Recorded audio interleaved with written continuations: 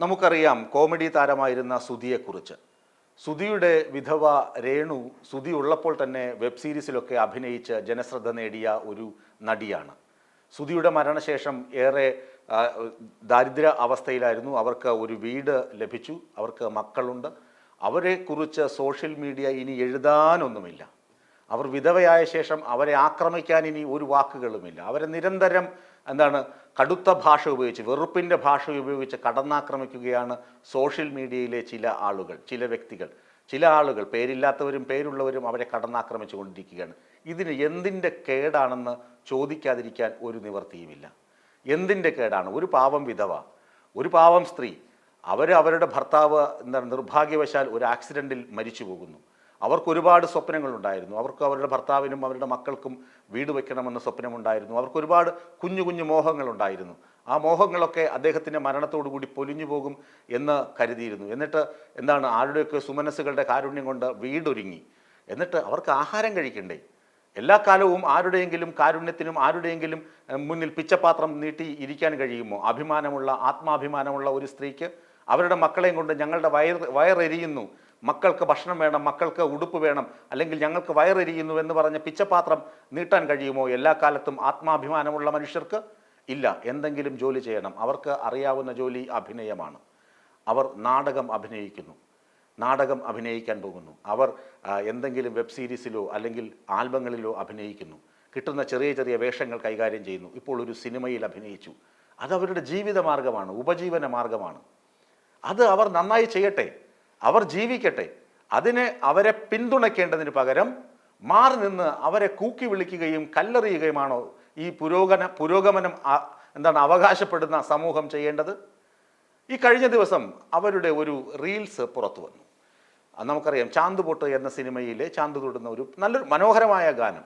അതിന് അവരും കോഴിക്കോട് സ്വദേശിയായ ദിനേശ് എന്നൊരു ചെറുപ്പക്കാരനും കൂടി യേശുദാസ് എന്നൊരു ചെറുപ്പക്കാരനും കൂടി ഒരു പാട്ട് ചിത്രീകരിക്കുന്നു. അത് റീബിൽഡ് ചെയ്യുകയാണ്. ആ പാട്ട് റീക്രിയേറ്റ് ചെയ്തിട്ട് അത് അവർ ഇൻസ്റ്റഗ്രാം റീലായിട്ട് അവർ പബ്ലിഷ് ചെയ്യുന്നു. അത് ഇഷ്ടപ്പെടുകയാണെങ്കിൽ ഇഷ്ടപ്പെട്ടു, ഇല്ലെങ്കിൽ നിങ്ങൾക്ക് ഇഷ്ടപ്പെട്ടില്ല എന്ന് എഴുതി വെച്ചോളൂ, പൊയ്ക്കോളൂ. ഇത് നിങ്ങളുടെ സുധിച്ചേട്ടന് ഇഷ്ടപ്പെടില്ല, നിങ്ങൾ അങ്ങനെ ചെയ്യാൻ പാടുണ്ടോ, ഇങ്ങനെ ചെയ്യാൻ പാടുണ്ടോ എന്ന് അവരുടെ ഹത്യ ചെയ്യാൻ, അല്ലെങ്കിൽ അവർക്ക് സ്വഭാവ സർട്ടിഫിക്കറ്റ് കൊടുക്കാൻ ഇവിടെയുള്ള സോഷ്യൽ മീഡിയ പുങ്കവന്മാരെ ആരെങ്കിലും ക്ഷണിച്ചോ? അവർക്ക് ഈ സുധിയുടെ ഭാര്യയ്ക്ക്, വിധവയ്ക്ക് സ്വഭാവ സർട്ടിഫിക്കറ്റ് കൊടുക്കാൻ ഇവിടെയുള്ള ആളുകളെ ആരാണ് ചുമതലപ്പെടുത്തിയത്? ഇത് ഇവരുടെ ഞരമ്പ് രോഗം കൊണ്ടാണോ? അല്ലെങ്കിൽ ഈ ഒരു പെൺകുട്ടി, അല്ലെങ്കിൽ പ്രായം കുറഞ്ഞ ഒരു വിധവയായ ഒരു സ്ത്രീ അവരുടെ കുടുംബം പോറ്റാൻ, അവരുടെ മക്കളുടെ പട്ടിണി അകറ്റാൻ, അവർക്ക് നല്ല ജീവിതം ആഗ്രഹിച്ച് അവർക്ക് കിട്ടുന്ന കൊച്ചു കൊച്ചു വേഷങ്ങളിൽ അവർ അഭിനയിച്ച് അവരെന്തെങ്കിലും നന്മ ചെയ്യുന്നുണ്ടെങ്കിൽ, അവർക്ക് അവരുടെ ജീവിതം കെട്ടിപ്പടുക്കാൻ അവർ അധ്വാനിക്കുന്നുണ്ടെങ്കിൽ അവരെ അഭിനന്ദിക്കുകയും അവരെ പ്രോത്സാഹിപ്പിക്കുകയും പിന്തുണയ്ക്കുകയുമാണ് വേണ്ടത്. നന്മയുണ്ടെങ്കിൽ ഹൃദയത്തിൽ, മനസ്സിൽ നന്മയുണ്ടെങ്കിൽ അങ്ങനെയാണ് ചെയ്യേണ്ടത്. അല്ലാതെ മാറി നിന്ന് കല്ലെറിയുകയും അവരെ പുച്ഛിക്കുകയും അവരുടെ വീഡിയോകളുടെ താഴെ വന്ന് കമൻ്റ് ഇടുകയും മോശം കമൻ്റ് ഇടുകയും അല്ല ചെയ്യേണ്ടത്. അവർ ചോദിക്കുന്നത് ഇത്രയേ ഉള്ളൂ: ഞങ്ങൾക്ക് വിശക്കുമ്പോൾ ഭക്ഷണം കഴിക്കണ്ടേ? എല്ലാ കാലവും കൈനീട്ടാൻ പറ്റുമോ? നെഗറ്റീവ് കമൻറ്റുകളൊന്നും അവർ നീക്കം ചെയ്യില്ല എന്ന് അവർ പ്രഖ്യാപിച്ചിട്ടുണ്ട്. ഇതിലൊന്നും അവർക്ക് ഭയവുമില്ല. ആദ്യ നാളുകളിൽ അവർക്ക് ഭയമായിരുന്നു. അത് അവരുടെ പ്രതികരണങ്ങളിൽ നിന്ന് നമുക്ക് വായിച്ചാൽ മനസ്സിലാകും. ആദ്യ നാളുകളിൽ സുധിയുടെ മരണശേഷമുണ്ടായ ആദ്യത്തെ ഈ സൈബർ ആക്രമണങ്ങളിൽ അവർ വല്ലാതെ പതറിയിരുന്നു, വല്ലാതെ ഭയന്നിരുന്നു, വല്ലാതെ പേടിച്ചിരുന്നു. എന്ത് ചെയ്യും, ഇവരൊക്കെ ഇങ്ങനെ ആക്രമിക്കുന്നില്ല, എന്തോ ധൈര്യം ദൈവം കൊടുത്തിട്ടാകാം, ഈശ്വരൻ അവർക്ക് ധൈര്യം കൊടുത്തിട്ടാകണം. അവർ ഇപ്പോൾ അങ്ങനെ പതറുന്നില്ല. അവർ ധൈര്യത്തോടു കൂടി പറയുന്നു, ഇതൊന്നും നീക്കം ചെയ്യുന്നില്ല, ഞങ്ങൾക്കും ജീവിക്കണം, ഞങ്ങളിവിടെ ഉണ്ട്, ഞങ്ങൾക്ക് ജീവിച്ചേ മതിയാകൂ. ശരിക്കും കേരളം അവർക്കൊപ്പം തന്നെയാണ്. കേരളം ഈ പറയുന്ന കുറച്ച് ആളുകൾ അവരെ തെറി വിളിക്കുന്നു, തെറി അഭിഷേകം നടത്തുന്നു, അവർക്കൊപ്പമല്ല കേരളമുള്ളത്. കേരളം രേണു സുധിക്കൊപ്പമാണ് നിൽക്കുന്നത്. കാരണം അവരുടെ ഇഷ്ടം അവർക്ക് പട്ടിണി കിടന്ന് ചാകാൻ വയ്യ, അധ്വാനിച്ച് ജീവിക്കണമെന്ന് ഒരു സ്ത്രീ ആത്മാഭിമാനത്തോട് പറഞ്ഞു കഴിഞ്ഞാൽ അങ്ങനെയുള്ള ആ സ്ത്രീക്കൊപ്പമാണ് സമൂഹം നിൽക്കുക. അല്ലാതെ അവരെ അധിക്ഷേപിക്കുന്ന സമൂഹത്തിനൊപ്പം, അധിക്ഷേപിക്കുന്ന വ്യക്തികൾക്കൊപ്പം സമൂഹം നിൽക്കില്ല. അവരധ്വാനിക്കുന്നു. അവർക്ക് ഇങ്ങനെയുള്ള വേഷങ്ങൾ കിട്ടിയാൽ അവർക്കതിൽ മോശമായ ഒന്നും തോന്നുന്നില്ല. ഒരു പാട്ടിന് സംവിധായകൻ ആവശ്യപ്പെടുന്ന തരത്തിൽ ആ പാട്ടിൽ അവർ അഭിനയിച്ചിട്ടുണ്ട്.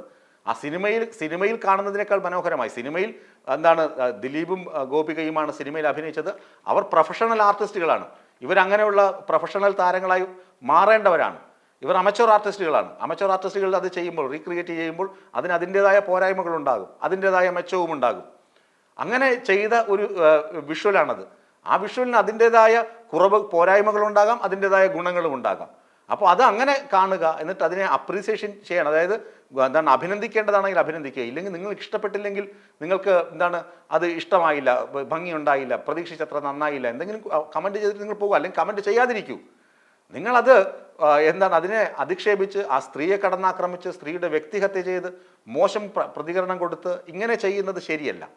പൊതുസമൂഹം എപ്പോഴും എന്താണ്, ഭർത്താവ് മരിച്ചു, കുട്ടികളെ പട്ടിണിയിൽ നിന്ന് കരകയറ്റണം, അവരുടെ പഠനം നോക്കണം, എന്താണ് പട്ടിണിയില്ലാതെ ജീവിക്കണം, ആത്മാഭിമാനത്തോടെ ജീവിക്കണം, അറിയാവുന്ന ഒരു തൊഴിൽ അഭിനയമാണ്, കിട്ടുന്ന ചെറിയ ചെറിയ വേഷങ്ങൾ, നാടകം, അതുപോലെ തന്നെ സിനിമയിൽ ഇനി അഭിനയിക്കണം, ഒരു സിനിമ ചെയ്തു എന്നൊക്കെ പറഞ്ഞ് ഒരു വിധവ, അതും നമ്മൾ മനസ്സിലേറ്റ് നമ്മളെ ഒരുപാട് ചിരിപ്പിച്ച് കടന്നുപോയ സുധി എന്ന പ്രിയപ്പെട്ട ചങ്ങാതിയുടെ ഭാര്യ, അദ്ദേഹത്തിൻ്റെ മുഖമെങ്കിലും ഓർക്കുന്നുണ്ട് അദ്ദേഹത്തിൻ്റെ ഭാര്യയെ കടന്നാക്രമിക്കുമ്പോൾ. അതല്ലാതെ അദ്ദേഹം മരിച്ചു എന്ന് പറഞ്ഞിട്ട് അവർക്ക് എപ്പോഴും ആ ഫോട്ടോയും കെട്ടിപ്പിടിച്ച് വീട്ടിലിരുന്നാൽ അവർക്ക് ആരെങ്കിലും പട്ടിണി മാറ്റാൻ അരി കൊണ്ട് കൊടുക്കുമോ?